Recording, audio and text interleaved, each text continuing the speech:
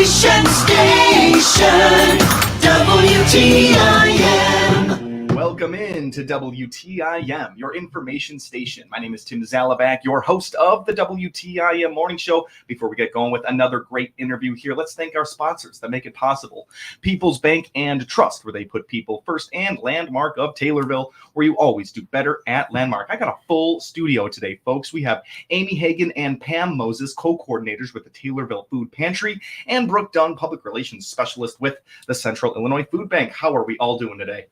Great. Couldn't wait to be here, Yeah. Tim. Thanks so much for having us. Asking the group of three how we all did in unison is always tough there. But we got the good people with the food pantry, and we're going to be talking about donations and numbers today, and some pretty some staggering facts to get ourselves started off here today. So, Miss Amy Hagan, take us through some of the figures over the past couple of months on numbers of people that are being aided by the Taylorville Food Pantry. Yes, well, I appreciate the opportunity to do so, because people always ask the question. They drive by the food pantry and they say, we see you're busy, what does that equate to? Or donors say, the donation that I'm thinking about giving, is it really needed?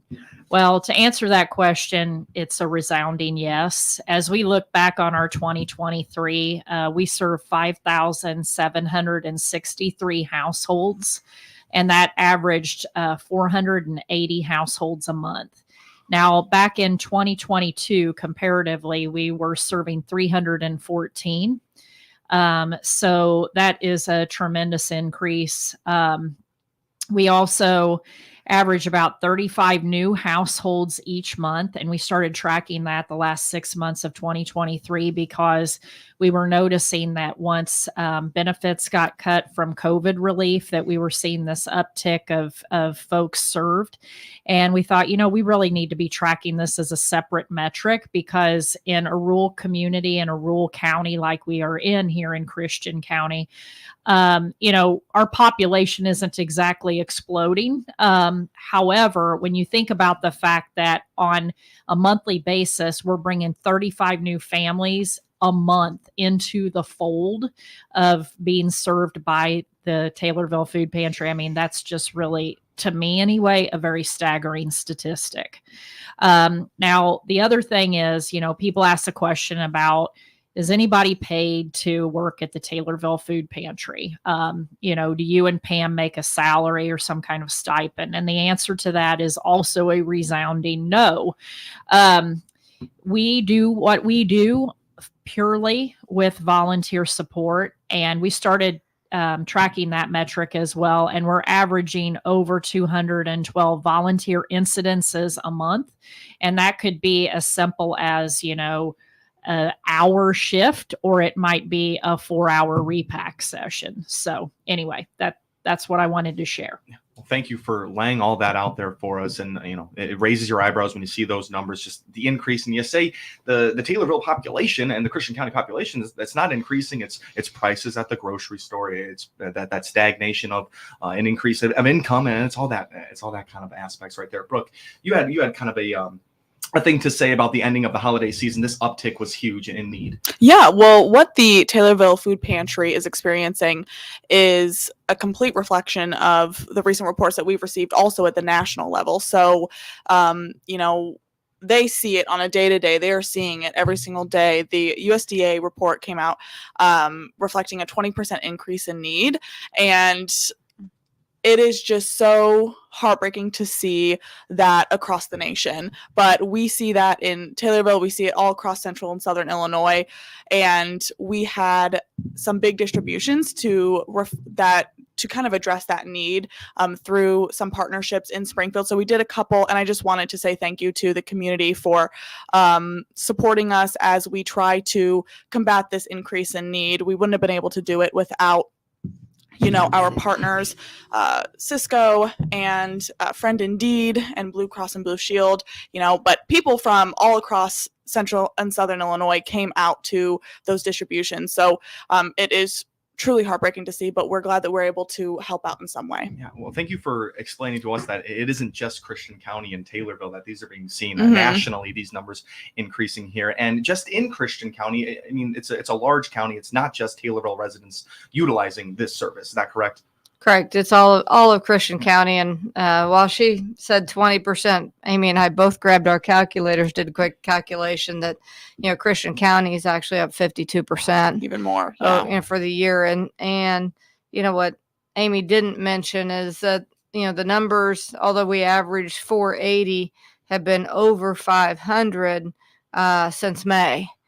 So even though our average is 480 for the year, if we look at the last 6-7 months, it's closer to 525, 540, whatever it may be. So, that number's even up more. So it's more like 60%.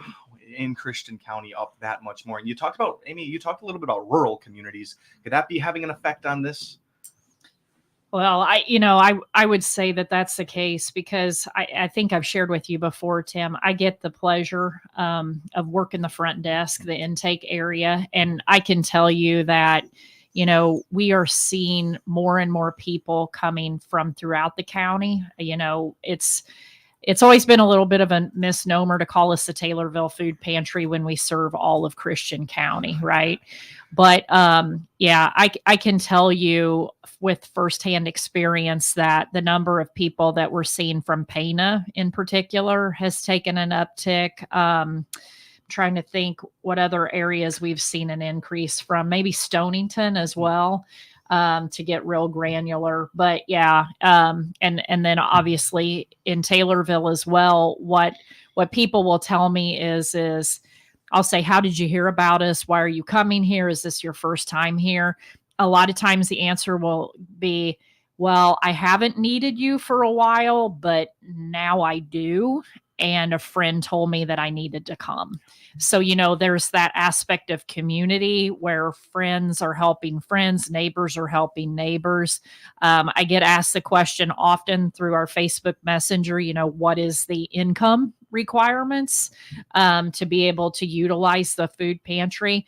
And right now, correct me if I'm wrong, Brooke, but I think we're still operating under the umbrella of 300% of the federal poverty level is where you get to partake in being a client or patron of the food pantry system. So basically what that means in layman's terms is the amount of income that any household is allowed to earn before they can receive services has gone up for the time being. And I think that's through, is it June of this year? Yeah, I think when the threshold's been increased until. Yeah, and if anybody is ever concerned about that, I don't think anybody should, go into a pantry and be worried that they're not going to meet the income requirements. It is very, it's very manageable for most families. And, if people are listening and they're concerned about that, I think it's higher than you might think. So, don't let that stop you. Come in and you'll be just fine. And I agree with that. I oftentimes get asked the question as well as, do I need to, bring my W-2? Do I need to bring my tax return? Things like that to prove my income? And the answer is no, you do not. Right. So we operate on the honor system. Mm-hmm. And through that intake process, ask people, does your income meet this requirement? And they say yes. And, we start to serve them. It is really great to hear that people out in the community are not abusing this. Rather, they are letting their friends and family members know that it is available to them if they need it. And once again, they're not abusing that. And it's interesting to hear what might be required, what might not be required. Mm-hmm. But rest assured, most of the community here, if you are struggling and are in need, the Taylorville Food Pantry will be there to help you. Absolutely. So we just went over some numbers there for the year of 2023 and kind of broke it down per month there. It's safe to say about 500 households per month being served. Absolutely. Wow. It's just pretty unbelievable. Pretty much every time you drive by there on the dates that they are serving, you'll see a line starting to form out there. And it's you feel two different senses, two different emotions there. You're happy that these people are getting served and these people are being thought of, but also that line seems to increase every time I drive past it over there. So before we have to take our first little break here, I want to know the dates and the times that Taylorville Food Pantry is operating for people to come be served. So Tuesday morning, so right now, 8:30 to 10 a.m. on Tuesday mornings, Thursday evenings from 5:30 to 7 p.m., and then Saturday morning from 8:30 to 9:30 a.m. So we continue to try to be a weekday, a weeknight, and a weekend to try to match the need of the community that everybody can make it if they need it. Absolutely covered all your bases right there. And Amy, you kind of got the conversation started here by saying people were questioning if donations were still needed and how that question should never be asked. Donations are always needed.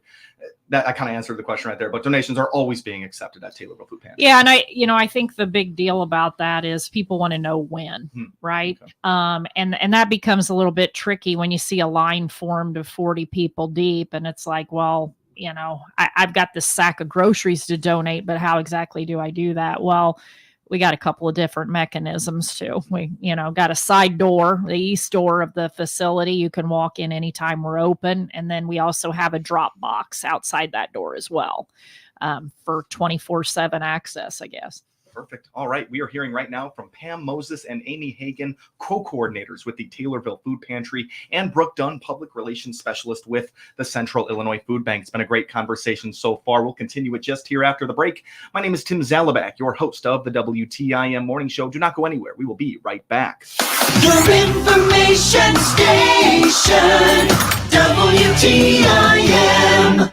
Now's the time to join the Taylorville Estates Assisted Living family and ignore Old Man Winter. Have your own apartment and enjoy 3 home-cooked meals a day. Socialize with friends and ride the bus to many local activities. Plus, don't worry about winter spills, falls, and moving the snow. Book a tour with Administrator Tony Clark to get your name on the waiting list by calling 824-2222. That's 824-2222. Taylorville Estates Assisted Living, encouraging independence, enriching lives. It's no secret that employers are having a difficult time hiring qualified personnel, whether full or part-time. The Miller Media Group wants to help you, the employer, to find the candidates you're looking for. That's why we've created IllinoisJobPost.com. That's IllinoisJobPost.com. This website is part of a broad radio and internet employment campaign available through the Miller Media Group. Contact your account manager or email sales@randyradio.com for more information. IllinoisJobPost.com is where we put the power of radio and the internet to attract prospective candidates. There's only one Central Illinois radio station that brings you the memories of the 60s and early 70s as you are cruising down the streets of your hometown. The dial position is 98.3 FM. The station is 98.3 WSVZ. From Macon to Vandalia and I-55 to I-57, cruising 98.3 plays the hits from early Elvis in the 60s to the British invasion of the Beatles, Herman's Hermits, and many more from the 1960s. Then we swing into the early half of the 1970s with artists like the Guess Who, the Doobie Brothers, and Elton John. Every song brings back something you remember about growing up. Set a button and crank up the station, playing good time rock and roll from the Tower of Power, cruising 98.3 WSVZ.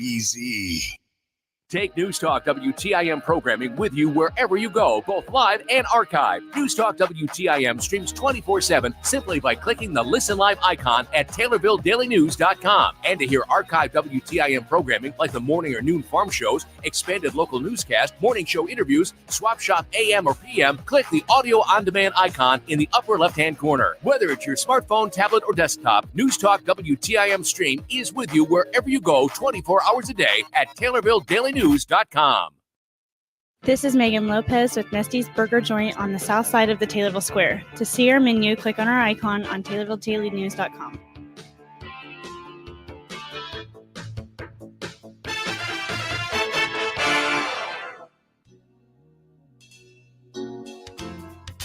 This is Shawlis Nagel, Executive Director at Kimmer Village in Assumption. To learn more about our services, click on our icon at TaylorvilleDailyNews.com. Your information station, WTIM. Welcome back to WTIM, your information station. My name is Tim Zalabak, your host of the WTIM Morning Show, which we are in the midst of. We're sitting down right now with Pam Moses and Amy Hagan, co-coordinators from the Taylorville Food Pantry, and Brooke Dunn, public relations specialist with the Central Illinois Food Bank. Let's thank our sponsors before we get going here. People's Bank and Trust, where they put people first, and Landmark of Taylorville, where you always do better at Landmark. That first half, we talked about some figures that the Taylorville Food Pantry was seeing through the year of 2023 and some of the winter months there. Now we're going to move on just to some more general Taylorville Food Pantry and Central Illinois Food Bank topics here. For the Taylorville Food Pantry, what are you guys doing with the Taylorville Memorial Hospital? Some sort of partnership involved there? Well, I appreciate the chance to talk about this, Tim, because we're partners with the Taylorville Memorial Hospital, and they are currently running their community health needs survey. And basically, a couple of weeks ago, I went to a meeting and talked about the significance of participation in this survey as it relates to, resources and dollars being earmarked in areas where there's the greatest need in our community. And in years past, we've been on the receiving end of this information after it's published. That has always fallen in line kind of with our priorities at the food pantry as it relates to diabetes in our community, healthy food choices, things of that nature, to try to be a part of the solution, in other words. But, Jay at Taylorville Memorial, he asked me, could the food pantry potentially be a site where folks could reply to the survey? We could get, the word out about it.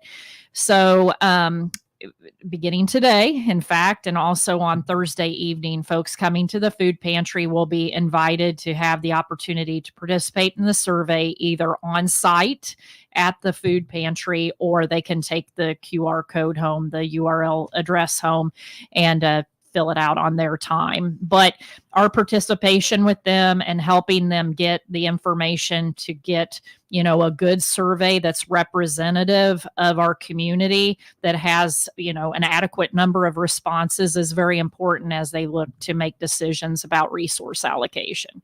Yeah, that'll be a very easy way to get some surveys there. It's hard to poll a community and get a good sample size of people that, might range from different areas. That's a good way to do it. So it's not a requirement, but you can take the survey if you are heading over to the Taylorville Food Pantry. Absolutely. Cool. Awesome. And that'll help out get the Taylorville Memorial Hospital. What idea is a little bit more clear after that survey is wrapped up? As far as what metrics they get from it specifically, Tim, I can tell you, I took the survey already, and it's things like, demographic information, age, and what do you think stands in the way barrier-wise of people accessing health resources in our community, and what do you consider to be the greatest health need in our community? Questions like that. So it's an opinion survey, but it's important opinions for sure. Those are some heavy questions right there, and they definitely will give you an idea, and the health professionals an idea of what's really needed throughout the community there. All right, so those surveys are being offered up at Taylorville Food Pantry. That's a great little initiative in partnership with Taylorville Memorial Hospital. Let's talk a little bit about what the Taylorville Food Pantry needs in our last couple of minutes here, because with the food rescue program, a lot of great food is sourced from local grocery stores. Take it from here, Ms. Pam Moses. Yeah, we definitely need help in that. I think we've talked about it every time we're on.